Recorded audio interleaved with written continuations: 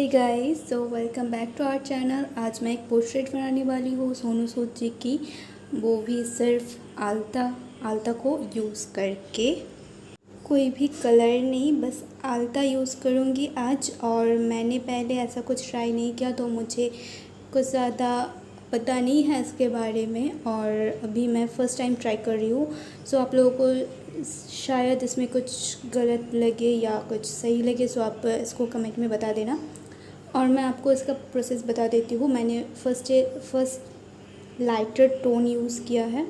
इसमें बस मैंने 2% आल्ता एंड बाकी 8% वाटर यूज़ की है लाइटर टोन के लिए। और उसके बाद मैं डार्क करूँगी। पहले डार्क नहीं कर सकती क्योंकि थोड़े से आल्ता से ही बहुत ज़्यादा कलर हो जाता है डार्क, और बहुत संभल के करना पड़ता है। सो आप लोग भी ऐसे संभल कर करना अगर आप कर रहे हो तो।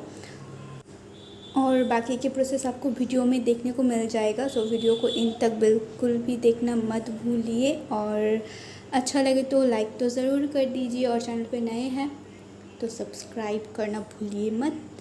एंड जल्द ही मिलते हैं नेक्स्ट वीडियो में। Take care.